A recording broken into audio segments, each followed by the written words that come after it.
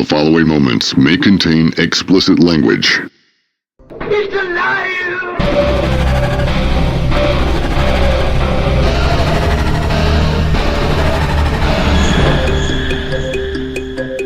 Welcome to where the weird ones are. Every time I speak, I want the truth to come out. Powerful figures in Hollywood, as well as powerful politicians who are in fact not human.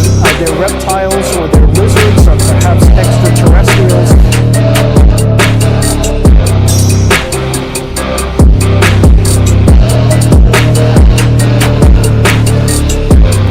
I don't think it is a human. I think it's a Sasquatch.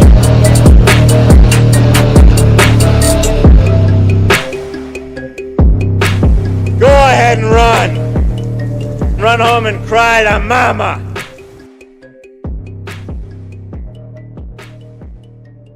Let's get weird. What's up, you fucking weirdos? Welcome to another episode of Where the Weird Ones Are.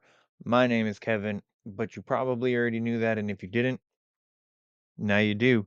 Today's episode is with Trevor Lohman. I really hope that I'm saying your last name correctly.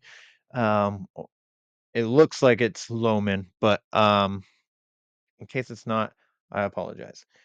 Either way, I probably should have even asked you when we were recording how to say it just to be sure. But anywho, great conversation. Really enjoyed it. Trevor talks about how science actually seems to confirm God's existence, which is really fascinating to me. And this whole conversation is fascinating. And Trevor wrote a book on the subject. He is a neurologist. And he's works in the science field and everything. So it's makes this conversation that more impactful for me personally.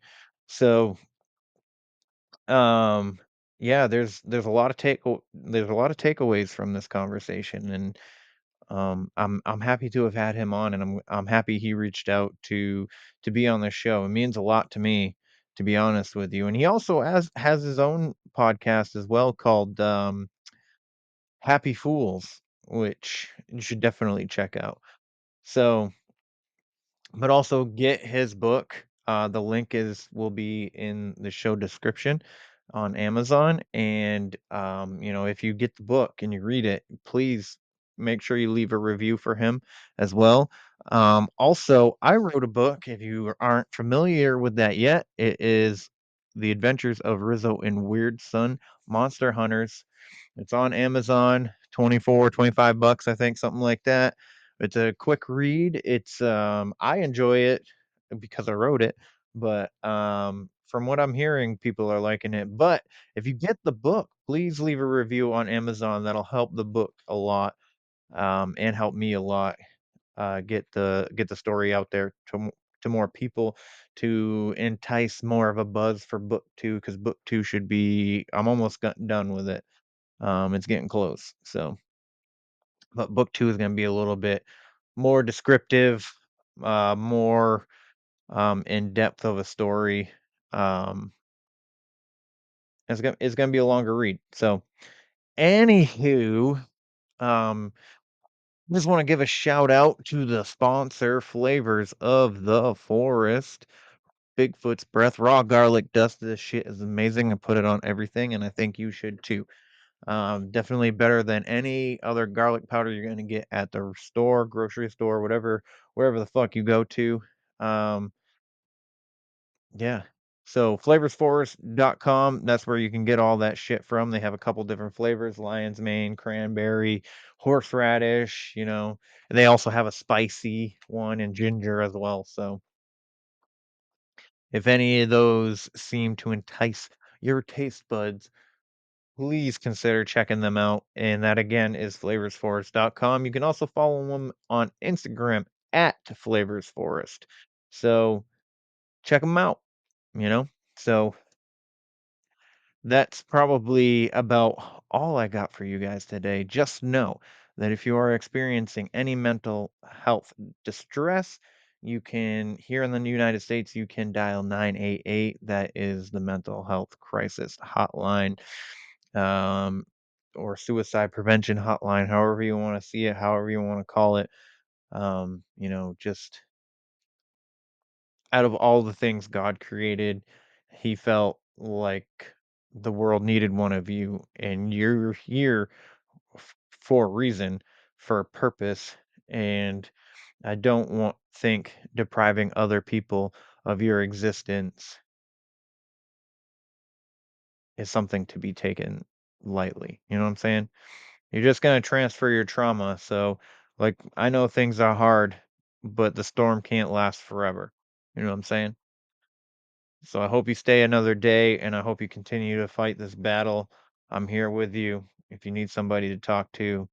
Also, the people at the 988 hotline, they're equipped to assist and to give you all the resources to help you out. So please use them to your benefit. Um, there's been a lot. There's a lot of own life taken lately that I've been hearing in the news, and it stresses me out. So fight, fight for another day. Fight for the ones that love you. Fight for the ones that you love. You know, you, your existence is worth it. I promise. All right, guys, let's get into this conversation with Trevor. I hope you enjoy it. I enjoyed recording it. Trevor's a good dude. I like him a lot. So, without further ado, let's get into this shit, huh? Where the Weird Ones Go Productions. Hello everyone, it's Connie over on the YouTube channel Talk Spooky to Me, and currently you are listening to Kevin from Where the Weird Ones Are. Enjoy! What's up, everybody? Welcome to another episode. So happy to have you here. This podcast journey has been a lot of fun, and I'm glad that you guys keep coming in and tuning in, watching, listening, and all that stuff. But so I have an author who authored a book that I cannot think of the name of for some reason right now. So I'm just God's eye view. There you go. Thank you. I wanted to say I wanted to say something completely different, but as I was thinking about it, I was like, I think that's the incorrect title that I'm thinking of. So I was drawing a blank right there. But anyways, Trevor, man, thanks for being here. I really appreciate it. It means a lot to me for you to take the time out of your day to come and chat with me. So thanks for being here, bud. Man. Thanks for having me. Any opportunity I can take to get these ideas out there, I'm going to take. So thank you so much. Nice. Well, if you don't mind, for the listeners that may not know who you are or anything about your book, if you don't mind giving like a brief synopsis about you and the things that you do. Yeah. So, by day, I'm a neuroscientist. I've got a pretty mainstream job doing pretty mainstream stuff, but like most human beings, I think you get to a certain age and you start wondering a little bit about the big questions. And I grew up atheist. I've been really into science since I was a little kid. Grew up in the 90s. The 90s were like, something about the 90s just made people turn away from religion. I think it was the science, the religion of scientism that was sort of born in the 90s. The Human Genome Project was going to cure everything. Silicon Valley was figuring everything out with code. And at the same time, we learned that the code in our cells determines who we are. So all these old ideas of, the soul and where did we come from? And it just seemed like they'd all been answered. And so, I grew up in a pretty Catholic area, Midwest. It was kind of a mix. I mean, everybody was religious, Catholic, Protestant, and they just all seemed so certain at a time when science was kind of emerging as like claiming that it was a better, more rational answer.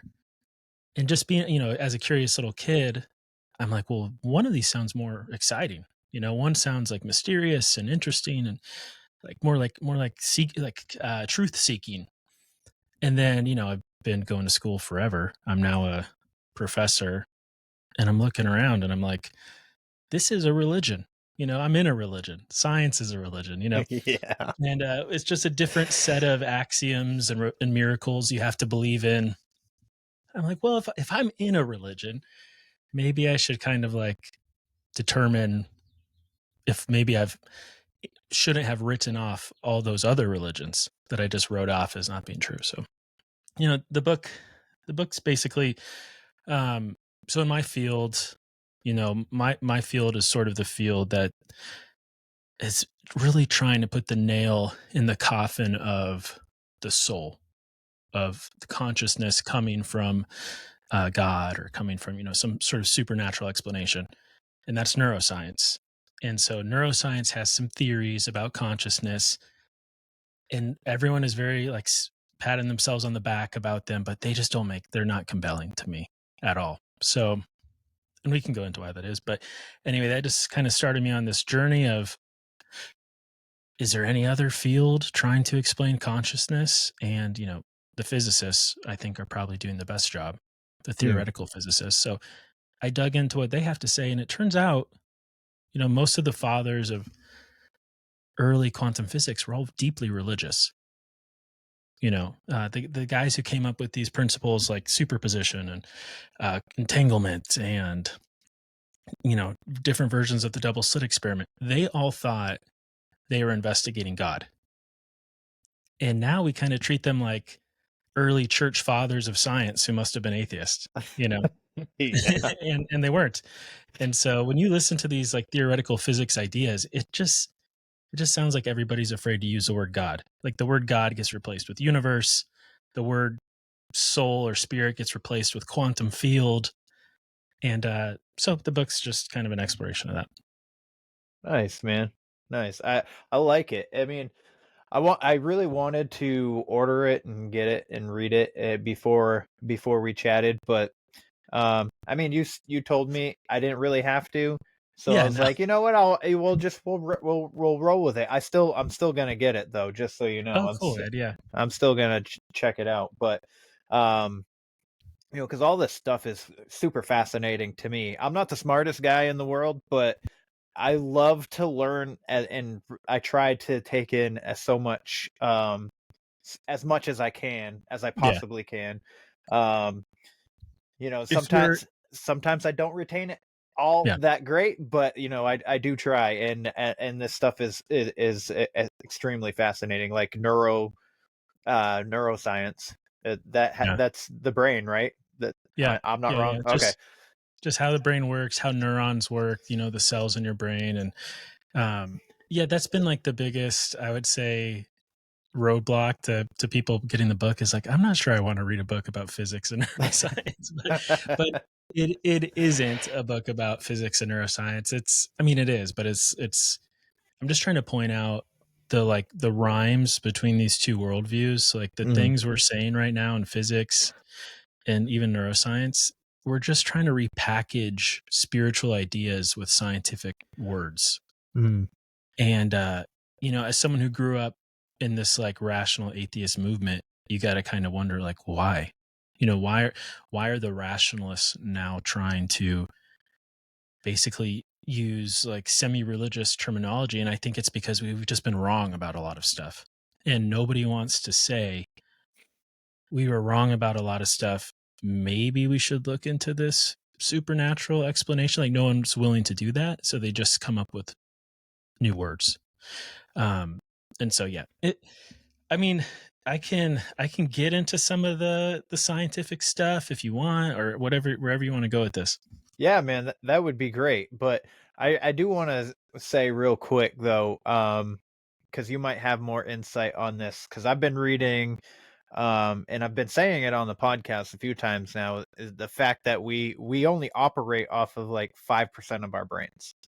Yeah. So that's a true statement. I mean, I don't know. It depends. It depends if you're asking the daytime professional me or like the nighttime podcast version of me.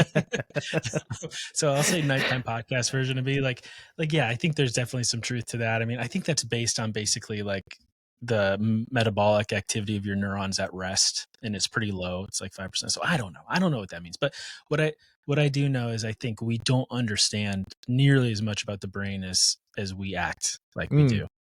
And we really want it to be a computer, and I'm not sure that it is. At least not a classical computer. And it feels created. It feels like it's tapped into something like an antenna. And these are all things, that get me in lots of trouble for saying at work, but it is kind of seems what the evidence is pointing like. But to your point about the 5% thing, for sure, we're only tapped into like 5% of what's going on around us. We hear in a narrow frequency, we see in a narrow frequency. We're not, there's lots of room for mystery still, which now, when I was a kid, religion didn't allow mystery. But now as an adult, I'm realizing like, no, mainstream science doesn't allow mystery. Religion is where you can now go. Just the supernatural is where you can go for open-mindedness now. So anyway. Yeah. Because I use that saying a lot because it was something that I had read a while ago, and I don't know if maybe any new science had changed that at all. So that's why I ask you. But I say that a lot to be like, imagine if we could tap into the rest of our brain, like what we could be. Like did back in the like a long time ago before these possible like conspiratorially like before people started making these secret societies and trying to control and have mass and do the mass manipulation shit, like did back in the day we could probably do a lot more. We could probably talk to ghosts or something silly like that, whatever, like. Well, listen, I was not expecting to go here, but now that you brought it up, I'm going to go there. So I just interviewed somebody yesterday on my show who's definitely more on the atheist side of things, but he's into just evolution of humans and Neanderthals and blah blah blah blah blah. And he was kind of making this case that because there's some new evidence showing that if you inhibit your frontal lobe, which is the part of the brain that kind of makes like modern man, that basically your ability to do psi, like telepathy, telekinesis and stuff is increased.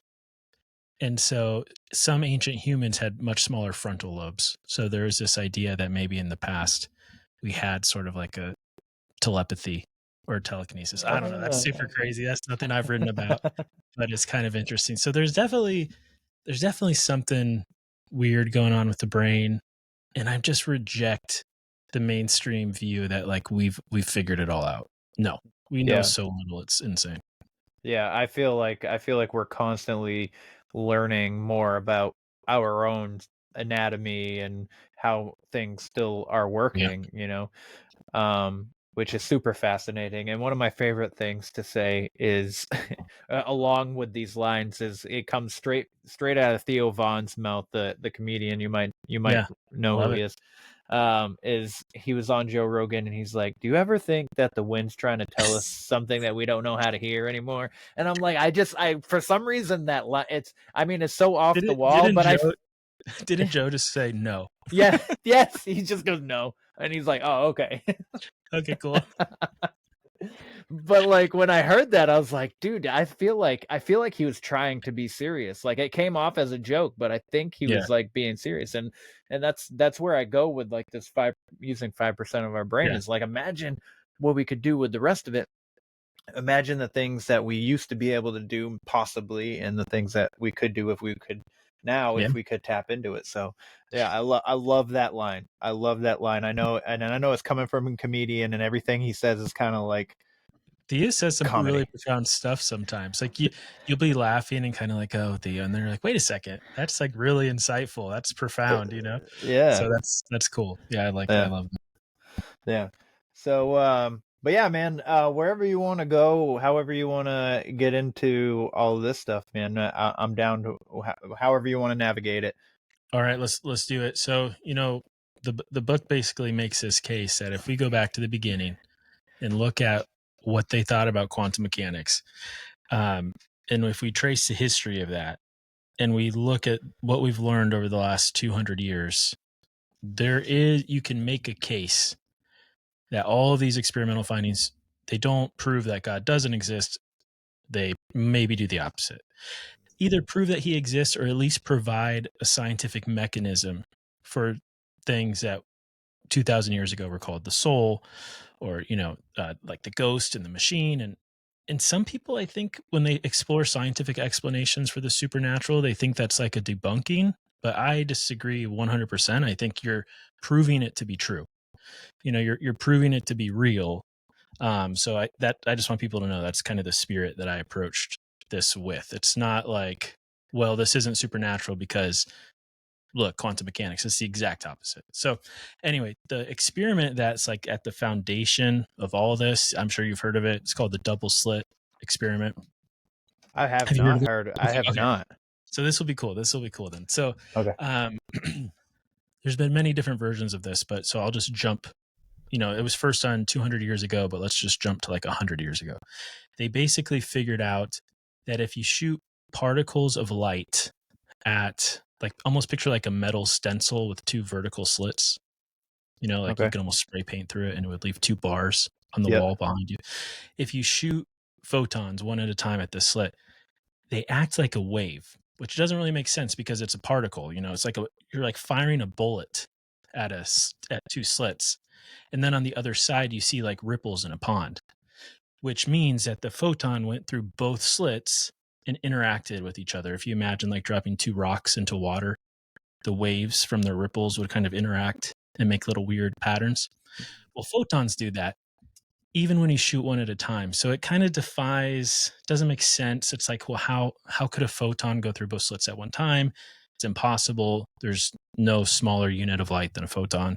Is it time traveling? Like, is it going through the right one and then backing up and going through the left one to interfere with itself? It broke physics, this experiment. It confused everyone.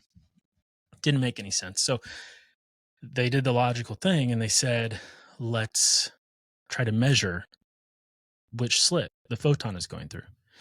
And as soon as they do that, it stops acting like a wave. It starts acting like a bullet, like a particle. And this really confused everybody. It was more or less like ignored for 100 years. They just what they would say is waves have light has properties of a wave and a particle. It's kind of like, I don't know. It's confusing, right? Yeah. And whatever, just so forget about that. Someone comes along and does the same experiment with an electron. Now, an electron's different because it's matter. Theoretically, you can touch it. It exists in a discrete location. It's a real thing. It's not like light. Light's energy, Yeah. And they get the exact same result with an electron. It acts like a wave when no one's looking at it. But as soon as you try to figure out where it is, it acts like a particle. And then since then, they've done this experiment a million different ways. They've done it with molecules. They've done it with big molecules. They've done it with amino acids. And no matter what, they find that the matter behaves like a wave when you're not looking at it and like a particle when you are trying to find where it is. And so a lot of different ways to interpret this. This is like where Schrodinger's cat comes from, the many worlds theory. It all comes from this basic principle, which is that matter exists in a state of superposition when you're not looking at it. So when you're not in your room, in your studio, none of that stuff's really there. But when you are there, it is there. Yeah, it's like the simulation theory. Exactly. Yeah. So this is where the whole simulation theory idea comes from. Yeah. And listen, a video game, it's a good analogy. Because if you think of your video game character looking at a city, and this is the analogy I use in the book, the city's real, right? To your video game character, the city is really there. And then when you turn around, you turn your back to the city, where is the city? And you and I know, since we don't live in that simulation, we know that city's really on your hard drive in the computer. The city's not really there when you're not looking at it. It's only when your video game character looks at the city that the information is rendered and pulled out of your hard drive and put on your computer screen. And so one interpretation of the double slit experiment is that that's how our world works too. Basically everything exists as information stored somewhere until a conscious mind looks at it or touches it or hears it make a noise. And so, yeah, this is like the basis of all this weird theoretical physics stuff, is that experiment. I like And it. I can stop there. Do you have any questions about that? No, I don't. I don't. I know. I completely understand what you're saying, and I haven't gone really deep into like simulation theory and stuff like that, but it's always been brought up and kind of talked about a little bit, but it's really interesting. And just for your listeners, I don't think the simulation theory is true personally. Right. Yeah. It's so, fascinating to talk about, though, regardless. Yeah. It's just like I love talking about flat Earth. Now, it doesn't mean that I believe it. I just really like talking about it. This is fun. Yeah. So continue in that spirit. Like, I don't necessarily think we live in a simulated world, but if I did, what does that mean? Well, simulations have a creator. Simulated worlds are made by something. Simulated, people operating in a simulated world are controlled by like a ghost. Like if you're controlling a video game character, you're like that character's consciousness, right? You're outside of the simulation, experiencing the world remotely. And I'm like, well, that's kind of a cool idea. So if you look at one more physics principle, and then we'll I think get into what consciousness might be. So there's this other idea in quantum mechanics called entanglement. And it's just this idea that two particles can be created together in a way that they are entangled. And so let's say, you have a pair of entangled photons. Just think of photons like a little ball of light. And they're going to be mirror images of each other. So if one is spinning clockwise, the other one will be spinning counterclockwise. If one turns left at a decision point, the other one will turn right. They're just exact mirror images of each other. And what's interesting is they're mirror images of each other, even if they're on opposite ends of the Earth or the universe. And, you can look at one and see that it's in, let's say, a clockwise spin, and you automatically know the other one's in a counterclockwise spin. Even if it's on the other side of the planet. We do quantum encryption and satellites this way. They're always opposite of one another. And this really frustrated Einstein, because he had this special relativity idea, which said nothing can travel faster than the speed of light. But with entangled photons, the information transfer is instantaneous. So it's way faster than the speed of light. Oh, wow. And so this kind of presented a problem with our understanding of physics. But what it does for us, if we want to start talking about consciousness, is it provides a mechanism of instantaneous information transfer. So an observer, you're the spirit animating your body, could theoretically exist somewhere else and be experiencing what you're experiencing the way you might experience a drone's camera image on your cell phone, right? It's like being beamed to you. Yeah, that kind of would explain astral travel too a little bit. Yeah. Well, just the idea that like you as a like whatever you want to call it, spirit or soul or ghost, exists separately from your physical body. Exactly. Right. Yeah. Yep. Certainly would. Yeah.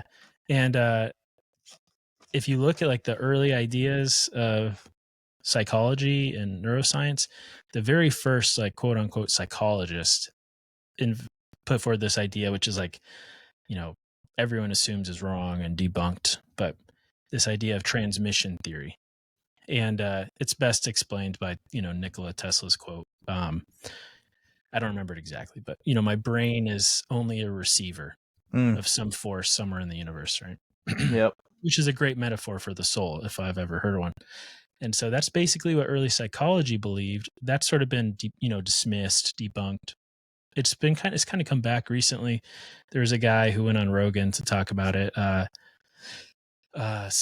His last name's Epstein. That's how I remember his last name, but it's not. It's not the famous Epstein. Robert. I think it's Robert Epstein. And so he like is at war with Google, but he's before that was a psychologist. Yeah. And he had this idea that the brain is a transducer. And so a transducer, it's like a microphone. I'm putting a compression wave out into the air, and it's getting turned into an electrical information signal. Mm-hmm. And then on your end, that electrical information signal is getting turned back into a compression wave in your headphones. And then your ears turn that airwave back into an electrical signal. So, Yep. Technology and our body is just really good at converting signals. And so the idea is that maybe that's what the brain does, because neuroscientists insist, and this is what first got me, questioning this stuff, is that just because a little part of your brain lights up, it means that part of the brain does that thing. So like if I put you in an MRI, and I do process MRI data every day, and I ask you to do some math, and a certain part of your brain lights up, we say that's where math is done. It's like, okay, that's fair enough. But then for consciousness, we just say, hey, lay in the MRI machine and don't think about anything. And then we look at what part of the brain's active, and we go, oh, that's where consciousness is.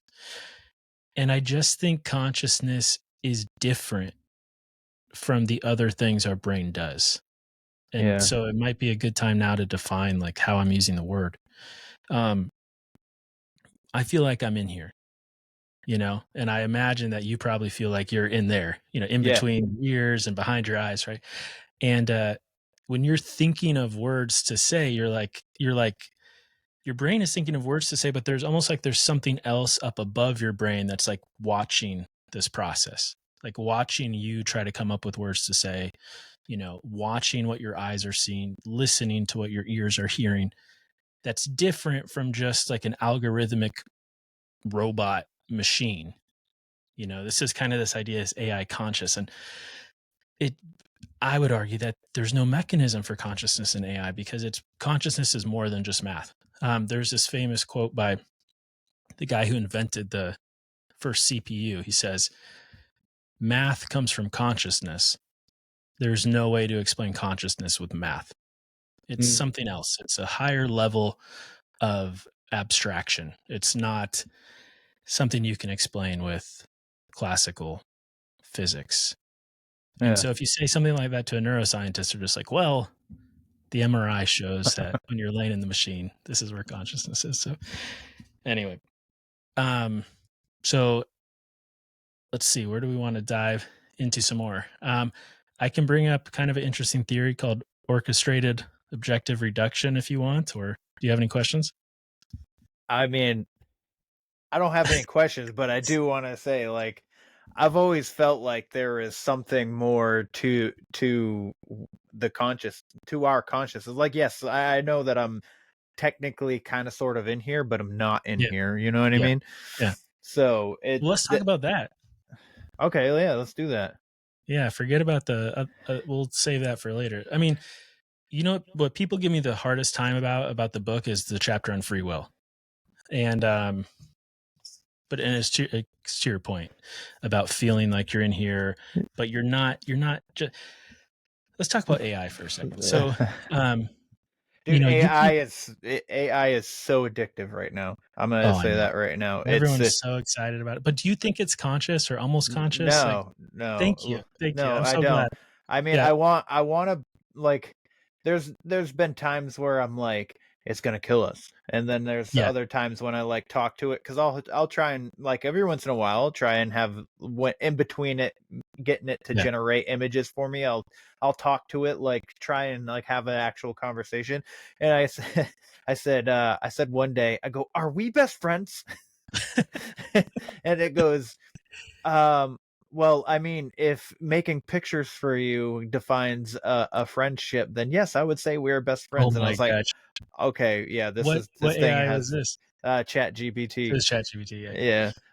It's okay. Well, so the first guy who made AI, if you had to guess, I'm not trying to put you on the spot. Because no one would get this right, I think, unless they're like an expert in this. If you had to guess, when was the first computer-based AI Chat GPT type thing invented?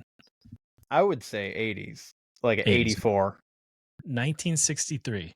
Whoa. Okay. Yeah. It was called Damn, son. Eliza. It was called Eliza. And it was this guy who had just a really traumatic childhood. He fought Hitler. His dad hated him. His mom hated him. He came back from the war. He got married. His wife left him, took his kid. So he was having like a real mental health crisis.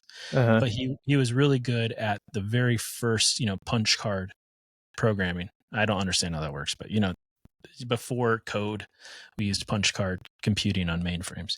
He was good at that, so it gave him like a reason to like hang on to life because he was good at something, but he was just in a really rough spot. So fortunately, he went to started going to therapy. And there was a type of therapy back then really popular called Rogerian therapy, and basically the idea was, as a therapist, like, it's not your job to like fix this person. You just listen and you ask questions, and you mirror the things that the person is saying. Like, they come in, they say, I'm depressed, and you just go, I'm sorry to hear you're depressed. Like, tell me more. And they tell you more, and you're like, my boyfriend thinks X, Y, and Z about this. I'm sorry to hear that. Like, why do you think he thinks that? And you just get the person to start talking, right? And so he saw, in therapy, he's like, I could do this with a computer. And so he came up with a script where someone could sit down at a computer and write things, and the computer would treat them that way. Like, I'm sorry to hear that. Please tell me more. And oh, that's very interesting. Like, something similar happened last time we spoke, and it was brilliant because the internet didn't exist back then. So he didn't have to hook it up to the internet so it had answers. He just made it so it would ask the person questions, and then it would remember the things they said. The people who used Eliza were convinced it was conscious back in 1963. Whoa. And so Weizenbaum, he didn't like that. The whole point for him was because AI was popping up in the pop culture and like science fiction. He was trying to show that human beings are special. We're locked in here. We have a private universe that we can see. Like, we're aware. We're observant. Computers don't do that. Computers are algorithmic, And so he would show people the code, like, look, when you say a question, I weight different letters with different weights, and I'm using statistics. And they'd be like, no, it's conscious. And people would like sneak into his office to use it. His secretary would like secretly try to use the machine to talk to it about her husband. And it just turned into this big thing. And so he was at MIT, and this guy named McCarthy realized that this is like a money-making opportunity, right? And so he really leaned into the idea that humans are just meat machines. We're just like computers. And the military industrial complex got involved, and that's where AI was born, all the way back in 1963. And Weizenbaum fought really hard against it. He wrote a book saying, like, this is all wrong. This is going in the wrong direction. And unfortunately, he just got kind of memory hold and not really heard of from much again since then. So there's like a history to this AI stuff. We as humans, we fall for it very easily. Like, Yeah. 80 years ago, we fell for it. So now with ChatGPT, it's no surprise that people think it's conscious, but it just goes to show, like, when you devalue what you are as a human, and you don't think that what's going on in your head is special, it's easy to fall for stuff like this. Oh yeah, for sure. Yeah. For sure. It like when I so with ChatGPT, because I wrote a book and I wanted it to be a comic book, right?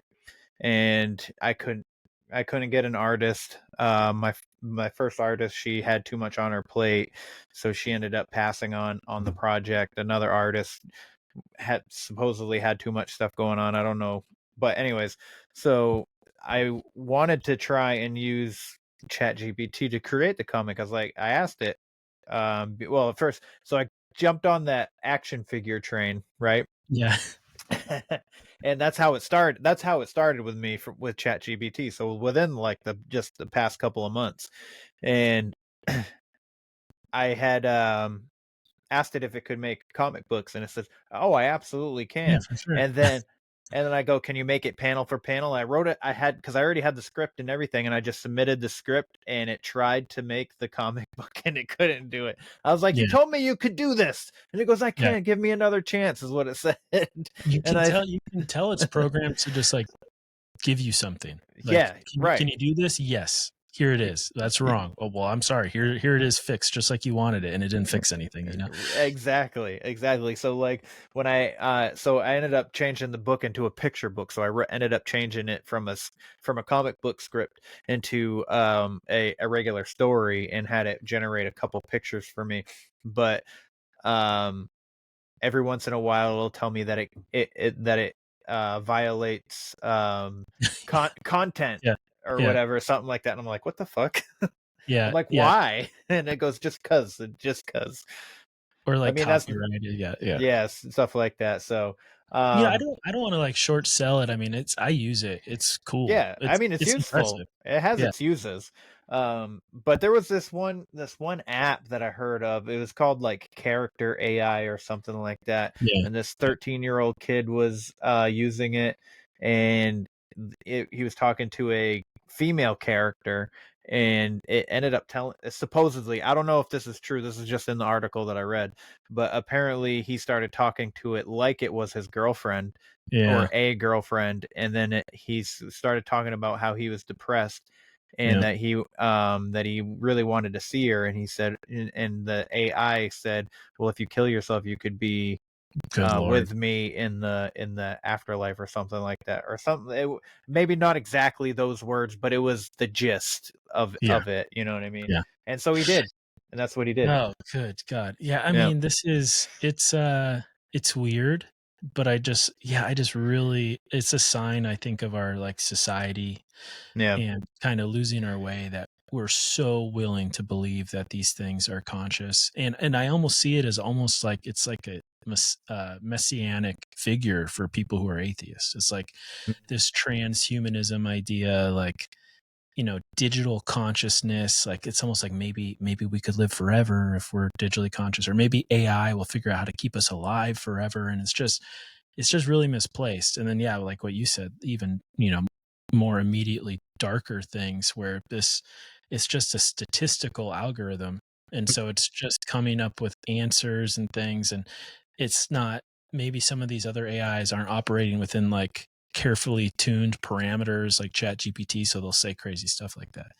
And I do worry about AI, but not for the reason that most people do. Like, I don't think it's a sentient thing that's going to try to end humanity. I think like it is filling a niche. Like, it's like a type of idolatry that we should be like really skeptical of. And we should be really skeptical of people who are like obsessed with it as like our savior, which is a lot of people. Like, it's crazy how many people feel that. Because I haven't met anybody like that yet. I've met more people that are more scared of it than people that are like think that it's a saving grace. It's kind of half and half. I mean, like, I've had some people like not want like basically realizing that my book is kind of skeptical of AI, and they're like, yeah, that's not really our, like, almost kind of get the sense that they're calling me like anti-technology, and it's like, no, it's cool. Like, AI is cool. I think there's good applications, but it's not gonna save us, you know. Maybe, I don't know if you've seen this in like the atheist world. That's the world I come from probably more than you. I don't know, have you always been a believer? Or I mean, yes and no. I mean, I've spent times where I didn't, but I'm mostly, I've always believed in something greater. Yeah, which is, I think that what that is humility, you know. Mm-hmm. And growing, like, I've been in science universities my whole life, and there's just none of that humility. Like, nobody believes in something greater than them. Like, I'm the best, you know. Nobody's greater than me. And like, look at all the papers I've published, and the machines I know how to use, and the hypotheses I've come up with. And I think that's what's going on in Silicon Valley with AI. It's like, we're gonna save ourselves. This transhumanism idea. So anyway, I could see that. Why do we start talking about this? Oh, free will. That's what people. Free will. Yep. that's what rubs people, I think, maybe the most, that really upsets them about my book, is saying that we have free will, which I don't, does it offend you to believe you have free will? No, it Yeah. doesn't. Like, we have, so when I think about free will, it's like it's like this. And from a religious standpoint too, like he's gonna, like, you pray for, it's like you're praying for bravery, or you're praying Yeah. for courage or something. He's not gonna just be like, boom, you have Yeah. bravery or courage. He's gonna give you an opportunity to be courageous or to be brave. So so the free will is choosing to be brave or to be Yes. courageous, or you know what I mean? Yeah. So like you could go in the corner and cower somewhere when you're presented that opportunity to be courageous, or you could just, I mean, yeah. So we have free will to either be sinners or to not, or to work on ourselves. And yes, yeah, I believe it doesn't. No, free will does not offend me. Well, okay, because I've been, the free will thing has bothered people, but like for two different reasons. One, like the neuroscientific reason, like just that there's no evidence of free will, which I think is easy to like dismiss and point out the issues with. But then also people who are like very skeptical of religion, saying like, how can you believe in free will? Like, you believe that, God knows your future and your past and like everything that's going to happen to you, and your life is predetermined. And I'm like, well, that's also not a good argument. Like, I can record a football game, and just because I know the score doesn't mean that those people didn't have free will in the game. Like God, like whatever God is, he obviously exists like outside of how we understand time and Yes. space, And so it's like, these are like really like low fruits. Like, I don't understand. It just, there's like a cultural ethic that people really just struggle with Christianity for some reason. I don't know if that's unique to our country or, or what. It's like a religious trauma thing. Like maybe people as kids like had some sort of, I see this with scientists a lot. There's this famous scientist, really famous scientist, and he's probably the main guy who writes showing that free will isn't real. His name's Robert Sapolsky. And I'd never known this about him, but in an interview recently I saw, he said when he was 14, he doesn't go into details. He says he had some sort of religious trauma, and he knew right then and there that God wasn't real and free will doesn't exist.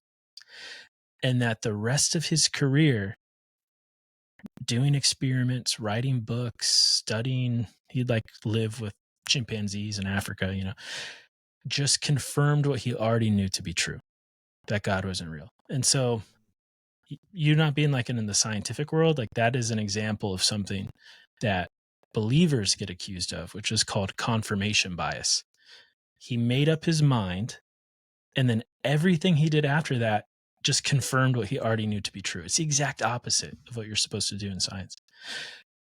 But it just goes to show you there's like some weird spiritual aspect to this. Like there's people in science following like a religious instinct, but they're atheists, Yeah. And you can maybe that's like a good versus evil thing, a spiritual, but I don't know. But it is strange. But I think it's good to know that we all have a bias. And so just because like someone has a cool sounding explanation for why we don't have free will, and just because he's a biologist and just because he's a genius, which he is, doesn't mean it's a good argument. And so anyway, kind of rambling there, but I think the point about my point in the book about free will is that you can explain the mechanisms of how the brain works. Just like you can explain the mechanisms of how pushing the brake pedal of your car stops the car, right? You can follow the brake lines and the master cylinder and blah, blah, blah, blah. It doesn't mean there's not a driver though. Like you can explain all the details. You could even cut the brake lines. Like people talk about schizophrenia disproves free will because you have physical changes to the brain and all of a sudden they see hallucinations. But no, you can explain the same thing with the car analogy. You can cut the brake lines and now the brakes don't work. There's still a driver. Something's just gone wrong with the physical mechanism of our body. It doesn't mean that there's no one in there. People use addiction to try to disprove free will. I feel like it's the exact opposite. Like, people develop a biological dependency on this drug or whatever, and yet there's still somebody in there, like, often, not always, but often, like, fighting against that physical dependency, Yep. trying to get clean or whatever. And I don't know, it seems silly. It seems silly, really, to say, like, free will is an illusion. This is something Sam Harris says all the time. Free will is an illusion, but then he says, but I choose to live my life as if it's true. Huh. That's And I'm like, strange. well, if you have to pretend like my argument is right just to get through the day, then, like, I don't know. I think you're on the wrong side of things, Yeah, a little bit. I mean, I feel like I'm presented with choices. I feel like everybody's presented with choices every day, and you choose to do one thing or the other. Yeah. So does that mean that everything that you're just like you're having an illusion? So the illusion of free will. So like everything that you're doing was predetermined. I don't 100% believe in coincidences though. Right. Sometimes, especially when it comes to like supernatural, paranormal Yeah. things, whatever, Yeah. and all these conspiracies that kind of seem to fucking tie into each other. But Yeah.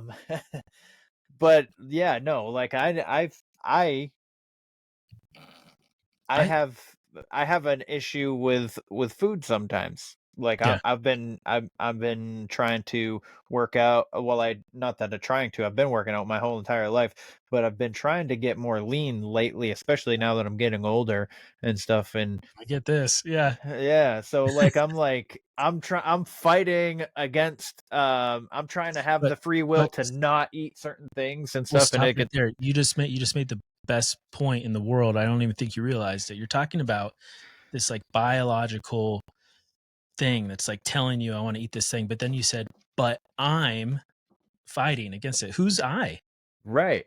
Who is that? Like, who Exactly. is I fighting against this biological drive, right? Yeah. And dude, that's the point. Like, Sapolsky, he likes to quote the study that says the best predictor of how long your jail time is going to be at a judge sentencing, other than like a few other like big categories, age, race, gender, blah blah blah, is the number of hours since the judge last ate. And so, Really? yeah, so I mean, maybe that's true, but Okay. he tries to make the point that, like, clearly we don't have free will because the number of hours since the judge ate shouldn't affect him. And I'm like saying, like, no, the brain does something. Like, we're biological creatures. I'm not making the case that, like, we have this, like, mega will in our head, and if we wanted to jump up in the air and fly to the moon, we could. Like, no. Like, I get biology's real. People get hungry, people get cranky, people get sad, depression's real. But depression's real for who? It's real for something For living in your head, yeah. And it's like, computers don't have that. You could program a computer to act depressed or whatever, but there's not somebody experiencing it. And so I think that's like the definition of consciousness is experiencing an inner world and an outer world. Humans have that. I think a lot of animals probably have that. I don't know. But AI doesn't. So anyway, but I think that means free will is a given. If there's someone in here making a decision, and like, I think from God's perspective, our lives are predetermined. But from our perspectives, like, no, every moment we have a choice, And I don't know why that bothers people so much. Accountability, maybe. I don't know. Probably that's probably exactly what it is. Like, Yeah. it is accountability, and when it comes to the like predetermination from like God or the creator being, however anybody wants to label him or her. I think the beginning and the end is more what's determined, rather than everything in the middle is up to us. Yeah, I think it's going back to the football game analogy. Like, I think there's a difference between, we made free choices and our lives were predetermined. Again, it's like, if I record a football game I know the score, and then I go back and watch it the next day. Mm. Like, from my perspective, that game is predetermined. I know exactly what's going to happen.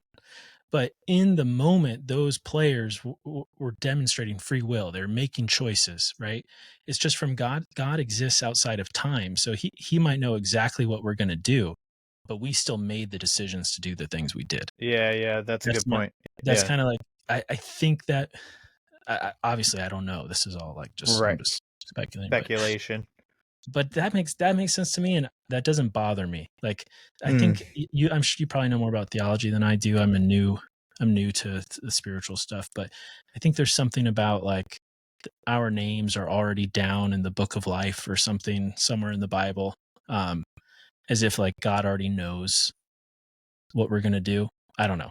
Yeah, Do you well, know? it's something like he knows who we are before we know who we are, kind of thing. I like that. Yeah, that's cool. Yeah. So anyway, but I've been rambling for a while. That's basically the gist. I think we're going to see science try to meet religion in the middle. Yeah. And I think that's ultimately going to be a bad thing. I think a lot of people who are on the fence might kind of move over to more of like a scientific explanation of the universe. Yeah. And we already see that happening like in theoretical physics. Well, again, I mean, like, what, 4 years ago, everybody was trust the science no matter like what it was, you know what I mean? Right. I know that's a completely different like aspect of science than what we're talking about, but it almost seemed culty to me.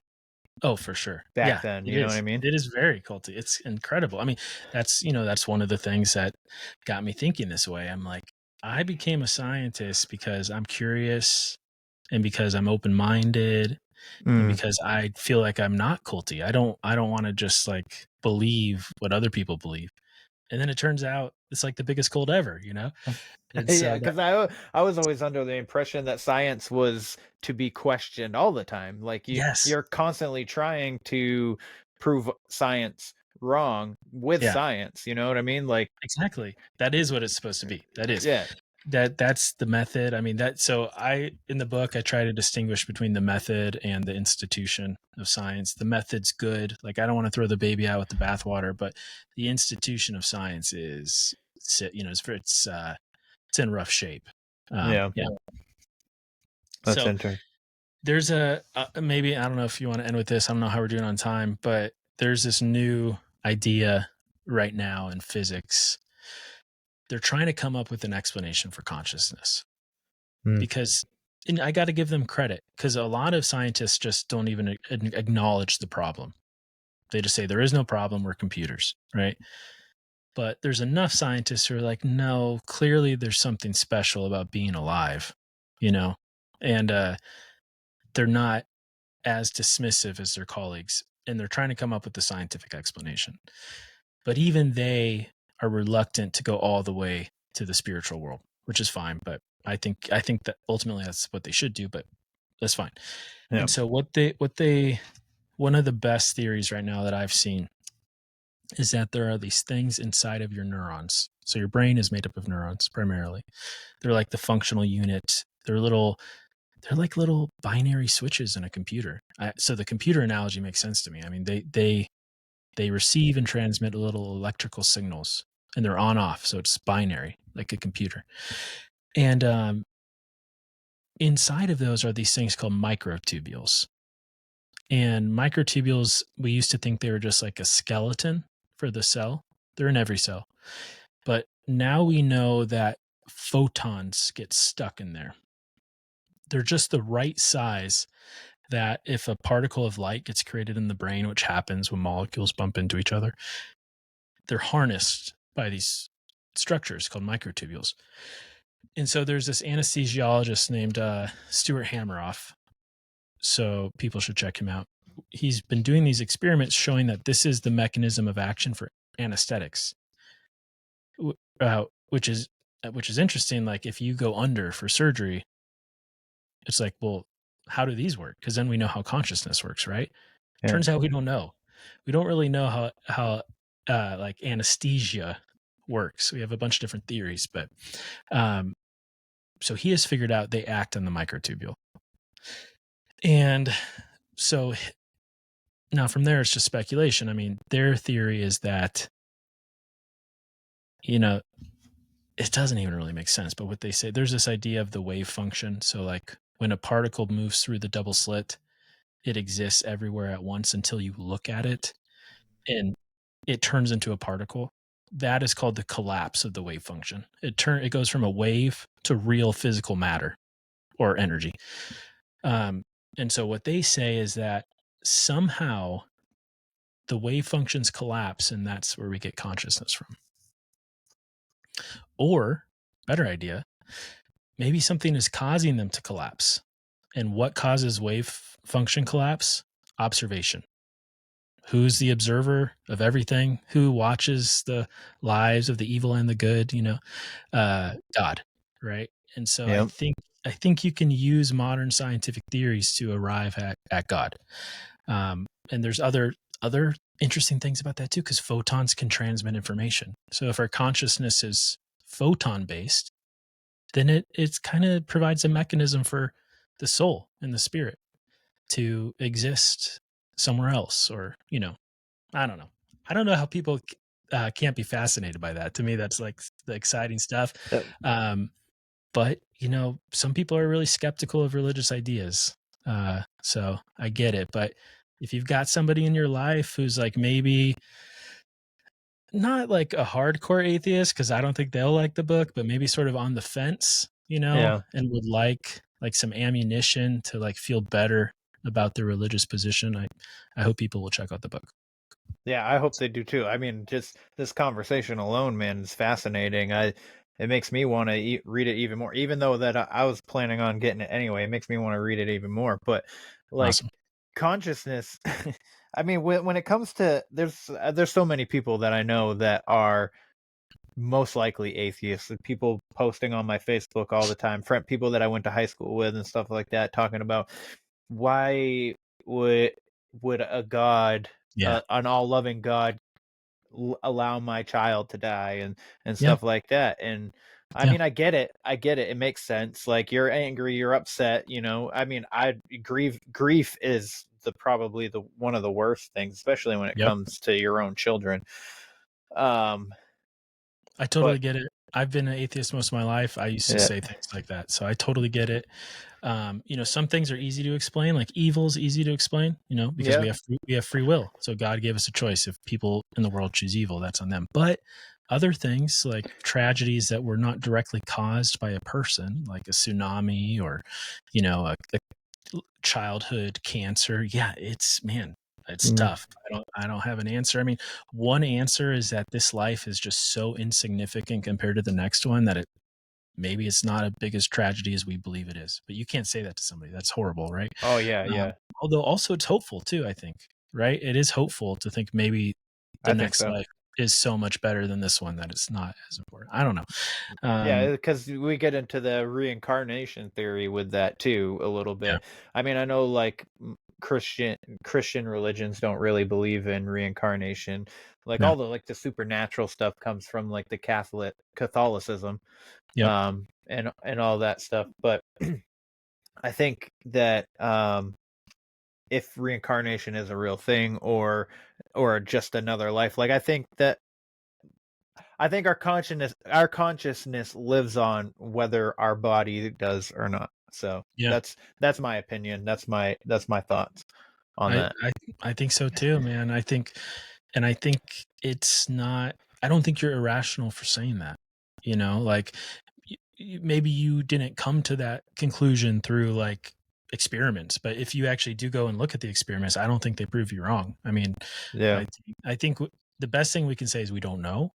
But if you want to know my opinion, I agree with you. I think you're right. I think there are mechanisms for you to be right, like scientific mechanisms.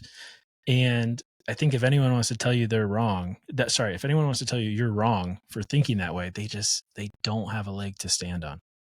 I mean, maybe they're right, but they don't have a real argument. So anyway, yeah. Nice. So Oh man. All right. So first of all, book is called God's Eye View. Correct? that's right. Nice, man. Black hole on the cover. There's a few other books called like The God's Eye View or A God's Eye View. So look for the black hole on the cover. I've got an audiobook too. It's Dope. it's not the world's best thing, but if you hate reading physical books, it's out there for you.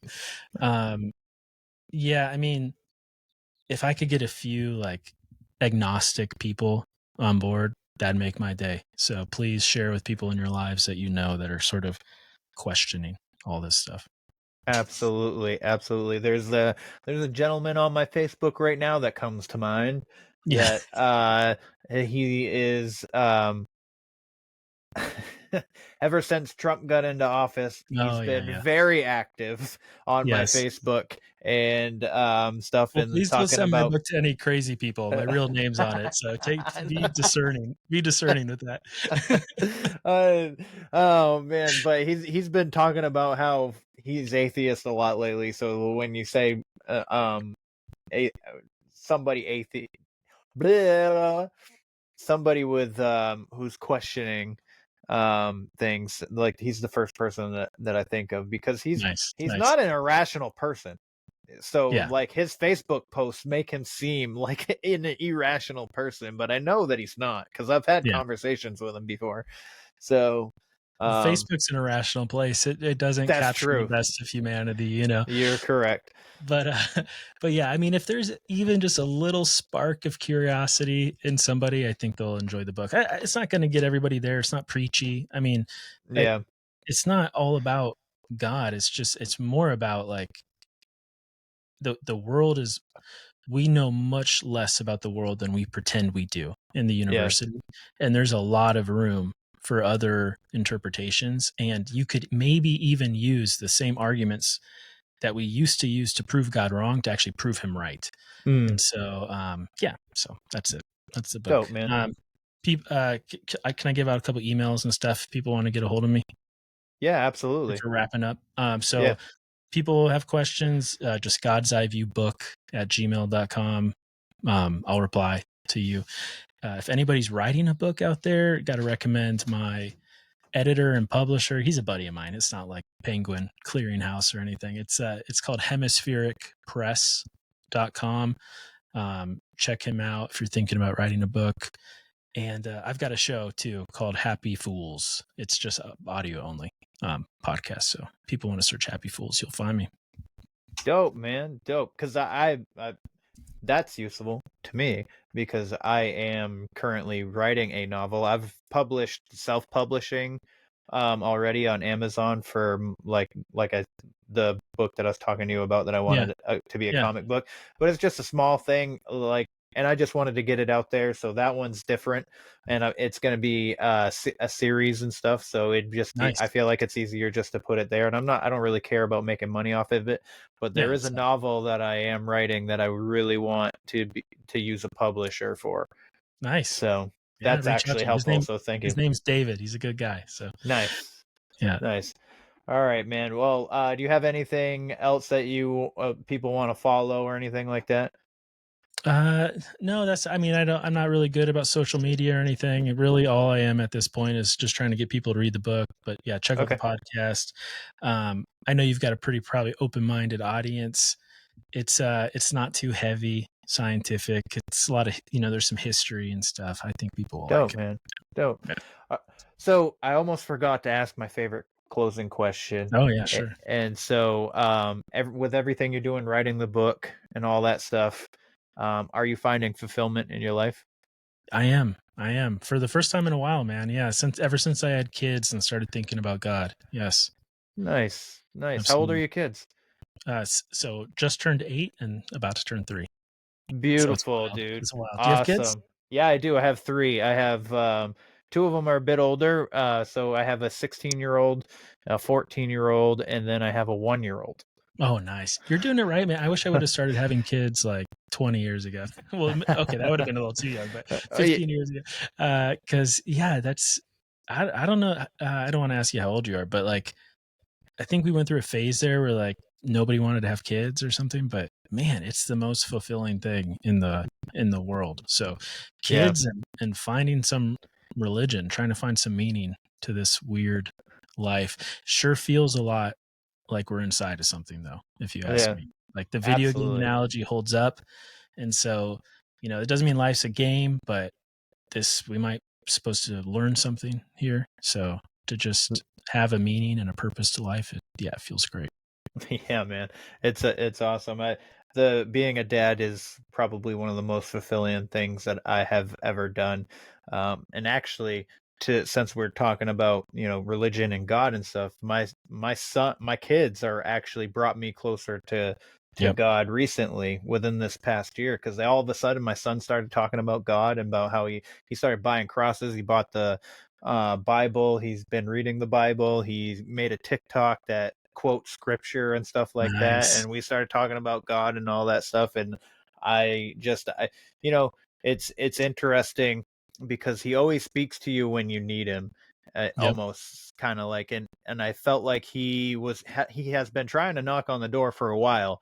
And I just wasn't 100, like, I never disbelieved him completely, right? But once my kids started talking about it, it was like he chose the most important thing to me to speak to me, and that's when I was just like, dude, yes. It kind of like makes you understand like the idea of God as a father a little bit too, because you want your kids to have like a perfect life, but then at the same time, if they have a perfect life, they're gonna not end up right. They're gonna end up kind of screwed up. So you want them to face adversity.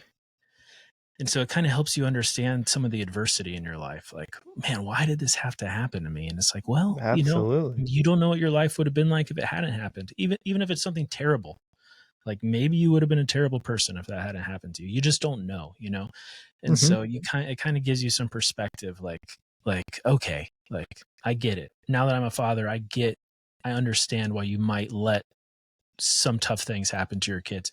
Now, of course, it doesn't explain, like you said, tragedy and stuff, but it just kind of changes something in your head a little bit that I think is powerful. So yeah, absolutely, man. Well, Trevor, thank you for joining me tonight. It was an awesome conversation. I really enjoyed it. You're welcome back anytime. Doors and open, please dude. Come on our show sometime. Yeah, appreciate it. Absolutely, man. Absolutely. But for the listeners, that is the show for today. So make sure you like, follow, share, subscribe. That is the easiest and the free way to help this show grow. If you feel like doing so, I'd greatly appreciate a rating and review. If your podcatcher doesn't allow you to leave a review, please consider doing so on Where the Weird Ones Are podcast.com. That is also where you can get merchandise like the shirt behind me. I have tons of other designs. Also hot sauce, coffee, and supplements, and my little short stories that I've been writing have been going up there too. So check that out if you're interested. Other than that, the Patreon, $5 a month.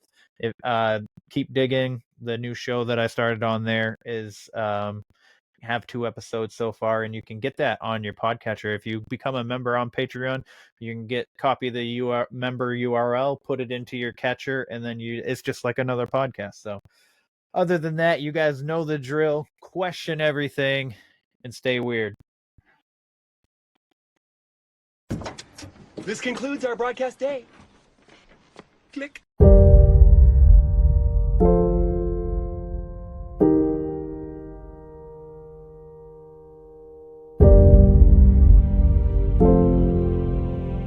Because in the end, none of us have very long on this earth. Life is fleeting. And if you're ever distressed, cast your eyes to the summer sky.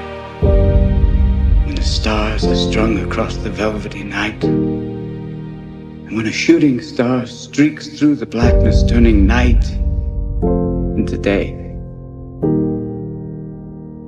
make a wish.